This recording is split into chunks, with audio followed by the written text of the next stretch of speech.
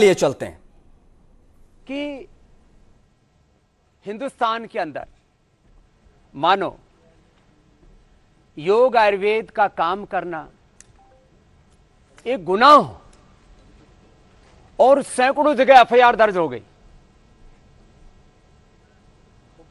माने एक जैसे किसी देशद्रोही और आतंकवादी के खिलाफ एफआईआर दर्ज होती है और कुछ सिरफिरे लोगों ने हेडलाइन चलानी शुरू कर दी।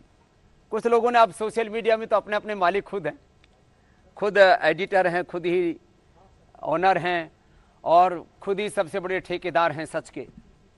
स्वामी रामदेव जेल जाएंगे और एक आर्टिफिशियल जेल बना करके और उसके पीछे स्वामी रामदेव को बैठा दिया कि अब 7 दिन बाद स्वामी रामदेव सलाखों के पीछे जाने वाले हैं। अरे भाई, ऐसा क्या गुनाह कर दिया? ये जो पूरी मानसिकता है ये हमें कहां लेकर के जाएगी? स्वामी रामदेव और आचार्य बालकृष्ण 35 वर्षों से हम लोग देश और दुनिया के सामने अपनी सेवाएं कर रहे हैं और एक सामान्य जमींदार के घर में पैदा होकर के, एक सामान्य परिवार में पैदा होकर के पूज्य आचार्य बालकृष्ण जी एक चौकीदारी, स्वामी रामदेव जमींदारी करने वाले अनपढ़ मां बाप के घर में पैदा होकर के यहां तक आए। क्या किया? योग आयुर्वेद का यश बढ़ाया। अब कुछ लोगों को मिर्ची लगती है योग आयुर्वेद के वेदों के भारतीय संस्कृति के उत्कर्ष से। ये तो ठीक नहीं है ना। अरे, आपको आपत्ति है स्वामी रामदेव से, खूब गाली दो, हम तो गाली प्रूफ हो चुके हैं। आपको आचार्य बालकृष्ण से आपत्ति है तो खूब हमारी निंदा करो, तिरस्कार करो, लेकिन आखिर इतनी तो हमदर्दी रखो उन लोगों के प्रति भी जो बेचारे कोरोना से पीड़ित हैं, जो बीपी से, शुगर से, थायराइड से, हेपेटाइटिस, आर्थराइटिस से, रोमेटॉइड आर्थराइटिस से, कैंसर से पीड़ित हैं। आखिर ऐसे करोड़ों लोगों को जीवन दिया है पतंजलि ने। आज मैं आपके सामने बैठा हूं तो पिछले 3 दशकों में 10 से 20 करोड़ लोगों को प्रत्यक्ष रूप से और 200 करोड़ से ज्यादा पूरी दुनिया के लोगों को योग आयुर्वेद के जरिए मैंने एक स्वस्थ जीवन की दीक्षा दी है, एक आध्यात्मिक जीवन पद्धति में उनको ढाला है। लोगों के स्वभाव में मैंने योग को सम्मिलित किया है। और ये कौन सा गुनाह कर दिया भाई? लेकिन आज उनके मंसूबों पर पानी सा फिर गया है जब आयुष मंत्रालय ने कहा है कि पतंजलि ने कोविड-19 के मैनेजमेंट के लिए एप्रोप्रिएट कार्य किया है, माने एक अच्छी पहल की है, अच्छा इनिशिएटिव लिया है और कोरोना से तड़पती इस मानवता के लिए पतंजलि ने एक राइट डायरेक्शन में जो काम करना शुरू किया है, अब उसकी मैं नहीं कहता कि प्रशंसा कीजिए, हमें सत्कार की चाहना नहीं है, लेकिन तिरस्कार तो मत कीजिए। यहीं से मैं अपनी बात शुरू कर रहा हूं कि आखिर जब आयुष मंत्रालय ने भी कहा है कि भाई पतंजलि ने जो 23 जून को कोरोना के संदर्भ में जो randomised placebo control double blind clinical trial किया, ये मेडिकल टर्मिनोलॉजी है, randomised placebo control double blind clinical trial किया। उसमें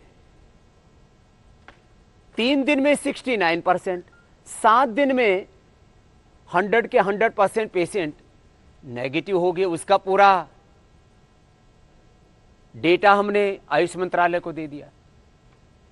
उसके लिए जो भी रिसर्च के लिए अप्रूवल से लेने थे, CTRI के अप्रूवल से लेकर के, वो सारे के सारे अप्रूवल्स भी हमने आयुष मंत्रालय को सबमिट कर दिए।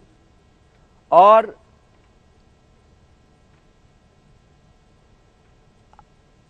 इस पूरे ट्रायल में ये देखा गया कि सबसे बड़ा खतरा होता है कोरोना पेशेंट्स में। जब कोरोना हमारी बॉडी के अंदर उतरता है तो हमारे लंग के अल्वोलाइज को ऑक्युपाई कर लेता है, और एक कोरोना का जीवाणु अंदर गया तो वायरस अपना संक्रमण कैसे फैलाता है। साइटोकाइंस का एक तूफान खड़ा होता है अंदर।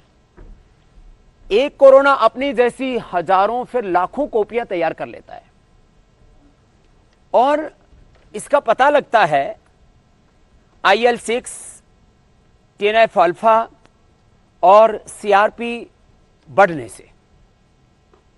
हमने पेशेंट्स के अंदर देखा कि सारी चीजें कंट्रोल हो रही हैं, बहुत बेहतर तरीके से कंट्रोल हो रही हैं। जो भी कंट्रोल ग्रुप में जो प्लेसिबो ग्रुप था उसकी तुलना में, जिनका 282-300 तक, जिनको IL-6 लेवल हो गया था, वो 1, 2, 3, 4, 5 लेवल पर आ गए, सीधा लगभग 300 से 3 पर आ गए। ये बहुत बड़ी बात है, इस साइटोकाइंस के तूफान को कंट्रोल करना। फिर इसके जो भी वायरस लोड हैं या और दूसरी जो चीजें, क्या क्या उसके अंदर भीतर परिवर्तन हुआ रोगी के अंदर, उसका पूरा साइंटिफिक डॉक्यूमेंटेशन है। और किस तरह से कोरोना के सिम्टम्स के ऊपर, उसके व्यक्ति के सिस्टम के ऊपर ये औषधियां काम करती हैं आयुर्वेद की। जो भी देखना चाहे उस क्लिनिकल कंट्रोल ट्रायल की पूरी रिसर्च वो हमने आयुष मंत्रालय को जमा की हुई है। अब जब सारे अप्रूवल से लेकर के आयुर्वेद को क्लिनिकल कंट्रोल ट्रायल के जो भी पैरामीटर्स मॉडर्न मेडिकल साइंस ने सेट किए, स्वामी रामदेव ने पैरामीटर्स नहीं बनाए हैं, आचार्य बालकृष्ण ने पैरामीटर्स सेट नहीं किए हैं, ये पतंजलि के बनाए हुए पूरे प्रोटोकॉल्स नहीं है, ये मॉडर्न मेडिकल साइंस ने जो प्रोटोकॉल बनाए उन प्रोटोकॉल्स के अकॉर्डिंग हमने ये रिसर्च किया। और अभी तो एक कोरोना के ऊपर ये क्लिनिकल कंट्रोल हुआ है, ट्रायल हुआ है। ऐसे ही 10 से ज्यादा बड़ी बीमारियों पर हम, जिसको 3 लेवल बोलते हैं रिसर्च के, वो हम पूरे कर चुके हैं। इनसिलिको, इन विट्रो और इन विवो, ये 3 लेवल हम पार कर चुके हैं। हाइपरटेंशन के रोगियों के लिए, हृदय रोगियों के लिए, अस्थमा के रोगियों के लिए, हेपेटाइटिस, अर्थराइटिस, रोमेटॉइड अर्थराइटिस के रोगियों के लिए, डेंगू, चिकनगुनिया, स्वाइन फ्लू के रोगियों के लिए। ये कोई हम पहली बार वायरोलॉजी के ऊपर रिसर्च नहीं कर रहे हैं। हमारे पास डॉक्टर अनुराग वार्ष्णेय जी, जो मेरे भाई और हैं, ऐसे करीब 500 हमारे पास में आयुर्वेद के रिसर्च करने वाले सीनियर साइंटिस्ट और उसके ऊपर निरंतर वैज्ञानिक शोध, अनुसंधान और पूरे इस प्रोसेस को आगे बढ़ाने वाले लगभग 500 साइंटिस्टों की टीम है। पूज्य श्रद्धेय आचार्य बालकृष्ण जी के मार्गदर्शन में ये 500 साइंटिस्ट रात दिन काम कर रहे हैं। अभी तो एक कोरोना के बारे में हमने क्लिनिकल कंट्रोल ट्रायल का डेटा सामने रखा तो मानो तूफान सा उठ गया, भूकंप सा आ गया, चूल्हे हिल गई। उन ड्रग माफियाओं की, उन एमएनसीज के माफियाओं की, उन भारत और भारतीयता स्वदेशी विरोधी ताकतों की जड़ें हिल गई। और ये हो क्या गया? ये टाई साई पहनने वाले ये तो रिसर्च करते थे, ये लंगोटी धोती पहनने वाले कब से रिसर्च करने लगे? तो तुमने ठेका ले रखा है कि तुम ही रिसर्च करोगे। एक सन्यासी एक साइंटिस्ट की भूमिका में नहीं हो सकता, एक आचार्य वो जो है उस साइंस और टेक्नोलॉजी में रिसर्च में काम नहीं कर सकता। ये कौन सी अस्पृश्यता है? ये एक नई इंटचेबिलिटी, एक नई अस्पृश्यता, एक नई घृणा, एक नया उन्माद, ये किस तरह का हेट का दौर है? ये किस प्रकार से एक पूरी की पूरी एक सामंतवादी, एक साम्राज्यवादी सोच है कि कोई वेद पढ़ा हुआ, कोई भगवा कपड़ा पहनने वाला, कोई सन्यासी, कोई आचार्य कैसे रिसर्च कर सकता है? हमने योग आयुर्वेद की रिसर्च के लिए लगभग 10,000 करोड़ रुपए का इंफ्रास्ट्रक्चर खड़ा किया है इस देश के लोगों की ताकत से, उनके आशीर्वाद से, उनके स्नेह से। और अभी मैंने कहा ये तो एक क्लिनिकल कंट्रोल ट्रायल के डाटा सामने रखे तो पूरी मॉडर्न मेडिकल साइंस में तूफान सा उठा, और उन्हीं के बनाए हुए प्रोटोकॉल्स के अकॉर्डिंग, उन्हीं के बनाए हुए रिसर्च पैरामीटर्स के अकॉर्डिंग हमने ये कार्य आगे बढ़ाया है। अब ये कार्य और आगे बढ़ेगा और हम इस पूरे अनुसंधान को और बहुत दूर तक लेकर के जा रहे हैं। मैं इसलिए इस बात को कहना चाहता हूं कि आज मैं 5-7 बातें पूरी स्पष्टता के साथ सबके बीच शेयर करना चाहता हूं। एक बात कि यह जो आप मेरे हाथ में तीनों औषधियां देख रहे हैं, इनका बनाने का जो लाइसेंस होता है, जिसको बोलते हैं आयुर्वेद में ड्रग लाइसेंस, यूनानी और आयुर्वेद डिपार्टमेंट होता है स्टेट गवर्नमेंट का, जो सेंट्रल के आयुष मंत्रालय से संबद्ध होता है, उससे हमने इनका लाइसेंस लिया हुआ है। अब कुछ लोग इसी पर कोहराम मचा रहे हैं कि आपने लाइसेंस क्या लिया हुआ है और आप इसके ऊपर रिसर्च क्या कर रहे हो। अब मैं 2 बातें अलग अलग कहनी चाहता हूं। भैया, आयुर्वेद में ड्रग लाइसेंस का जो प्रोसीजर है वो औषधियों के परंपरागत गुण विज्ञान के आधार पर मिलता है। यह खाली स्वासार्य को का जो रजिस्ट्रेशन होता है वो उनके परंपरागत गुणों के आधार पर होता है। कोई भी औषधि का जो अनुसंधान है, क्लिनिकल कंट्रोल ट्रायल है, उसका प्रोटोकॉल आयुर्वेद तय नहीं करता है। उसके लिए, क्योंकि पूरे मेडिकल सिस्टम को एलोपैथी या मॉडर्न मेडिकल साइंस लीड करता है, तो मॉडर्न मेडिकल साइंस ने रिसर्च के पैरामीटर्स बना रखे हैं, हम उसको फॉलो करते हैं। तो हमने कोरोनिल का, स्वासारी का जो आयुर्वेदिक ड्रग लाइसेंस है वो परंपरागत गुणों के आधार पर लिया। इस पर जो स्वासारी पर भी, श्वास रोगों पर, दमा पर, अस्थमा पर, रेस्पिरेटरी सिस्टम के ऊपर ये किस तरह से काम करती है, इसका इंटरनेशनल जर्नल में हमने रिसर्च पेपर भी पब्लिश किया हुआ। अब कोई कहे कि स्वासारी का तो आपने रजिस्ट्रेशन लिया आयुष से और इसके ऊपर आपने इंटरनेशनल जर्नल में स्टडी कैसे प्रकाशित कर दी, इसके ऊपर रिसर्च कैसे कर लिया आपने? अरे भैया, रिसर्च का मामला अलग है और जो है, अरे भाई ऐसे क्यों बीच में घुसते हो, अच्छी बात नहीं है ना।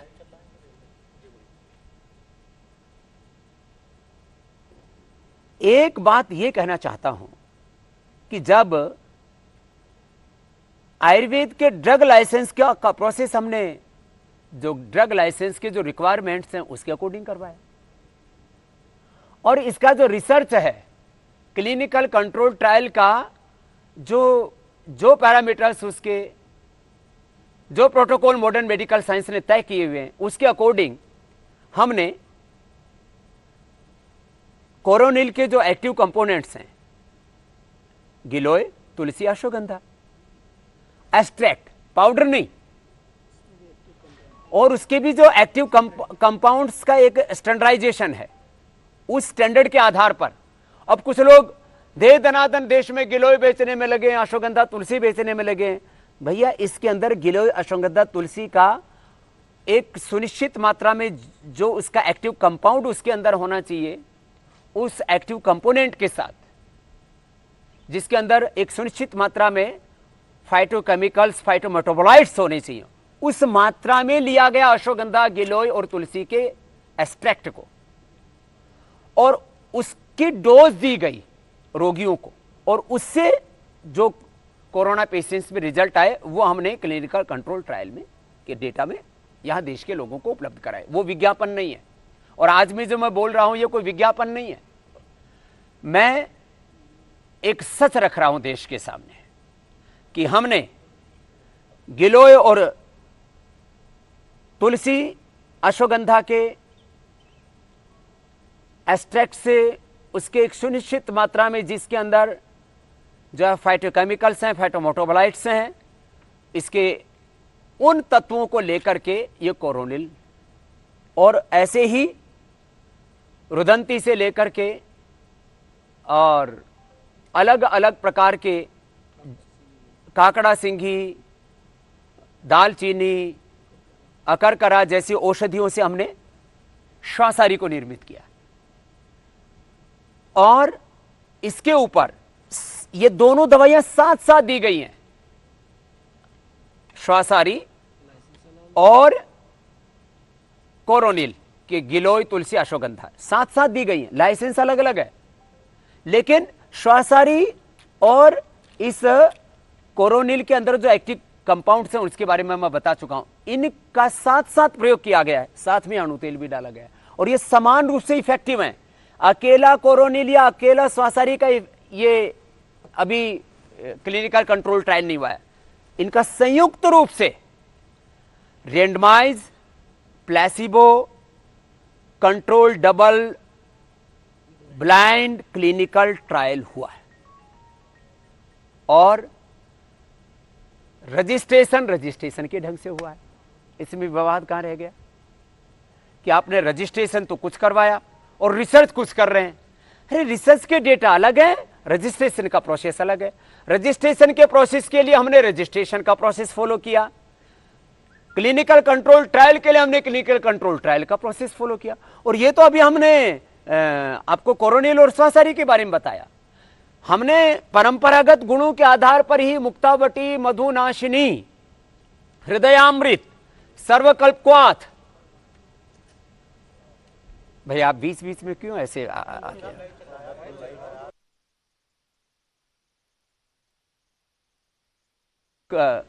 कोरोना काल चल रहा है, सारा देश जो है देख रहा है। तो देखो, एक बात ये कहना चाहता हूं अंत में कि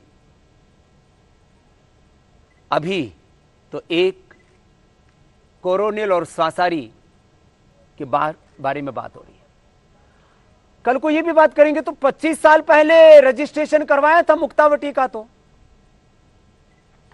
कि वो मुक्तावटी, हृदयामृत, सर्वकल्पक्वाथ या अश्वशिला या अलग अलग जो डेंगुलील आदि जो औषधियां हैं, ये अलग अलग जो आयुर्वेद के परंपरागत गुण इसमें लिखे हुए थे। ये कैसे कह सकते हैं कि ये तो बीपी की दवा है, ये तो शुगर की दवा है, ये तो हेपेटाइटिस की दवा है, और हमने हेपेटाइटिस नेगेटिव किया है। अब इसके ऊपर भी हमारे ऊपर कोई एफआईआर कर लो, जेल में डाल लो, हमको आतंकवादी कह दो, हमें देशद्रोही कह दो, कोई फर्क नहीं पड़ता। तो जब हमने जो दुनिया में नहीं हुआ था वो योग से किया। पहले तो हमने लाखों लोगों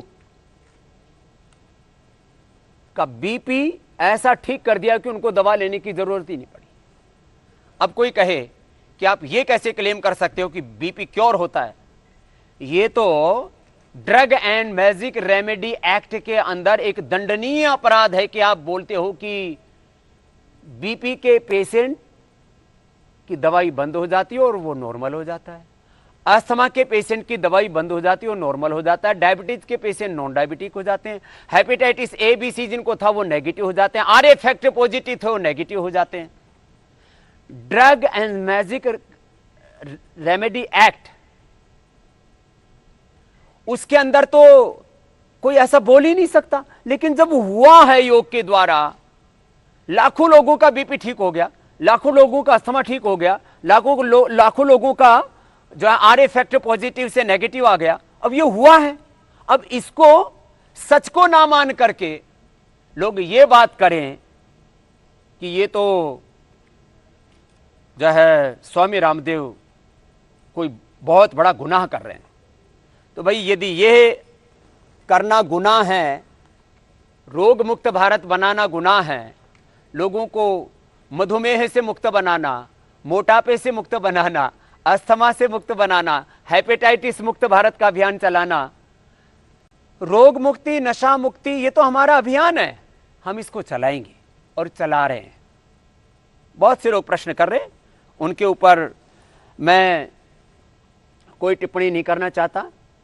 हाँ, जरूर कुछ लोग खुश हो रहे होंगे कि आयुष मंत्रालय ने कहा कि कोविड मैनेजमेंट के लिए पतंजलि ने काम किया, उसको हम अप्रोप्रिएट कह रहे हैं। तो इसमें मैनेजमेंट शब्द का प्रयोग किया गया, इसमें ट्रीटमेंट शब्द का प्रयोग नहीं किया गया।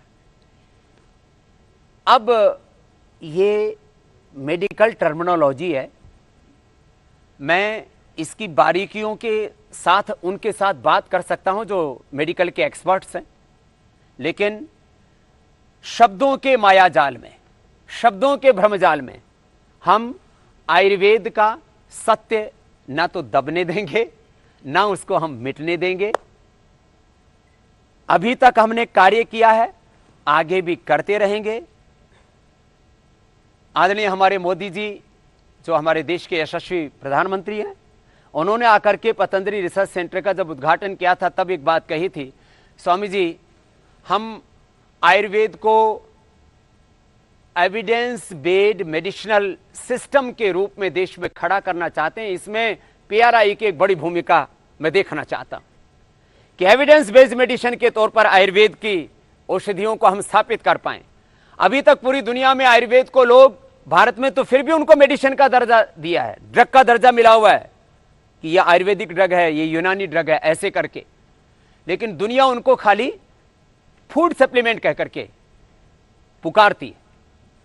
अभी तो एक स्वासारी को, एक कोरोनिल को, इनको ही हम एक एविडेंस बेस्ड मेडिसिन के तौर पर उनको क्लिनिकल कंट्रोल ट्रायल का प्रोसीजर फॉलो करते हुए एक ड्रग के तौर पर हम प्रस्तुत कर रहे हैं। आने वाले समय में जैसा प्रधानमंत्री मोदी जी की भी इच्छा थी और आयुष मंत्रालय भी चाहता है कि आयुर्वेद की औषधियों को एक पूरी दुनिया ड्रग का दर्जा दे, उनको एक एविडेंस बेस्ड मेडिसिन के तौर पर हम स्थापित कर पाएं, तो मैं आज पूरी फक्र के साथ हम इस बात को कहता हूं। लगभग 1 साल का वक्त लगेगा हमें, एक महीने में, 2 महीने में आपको हम खुशखबरी देते रहेंगे कि हमने क्लिनिकल कंट्रोल ट्रायल के 4था चरण भी पूरा कर लिया है मुक्तावटी का, उच्च रक्तचाप के लिए। मधुकल्प और मधुनाशिनी का हमने डायबिटीज के लिए भी 4था चरण पूरा कर लिया है। ये थोड़े दिन में बताने वाला हूं। एनिमल ट्रायल तक पूरा कार्यक्रम हो चुका है और लोग खा रहे हैं और उससे लाभान्वित तो हो रहे हैं।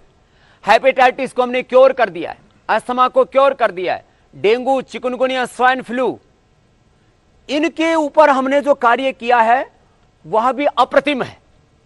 ये बीमारियां, एक बात होती है किसी बीमारी का मैनेजमेंट करना, आयुर्वेद से बीमारियों को जड़मूल से नष्ट करने की प्रक्रिया है। उन एकदम निरापद औषधि है जिनका कोई साइड इफेक्ट नहीं, कोई कॉम्प्लिकेशंस नहीं है, आयुर्वेद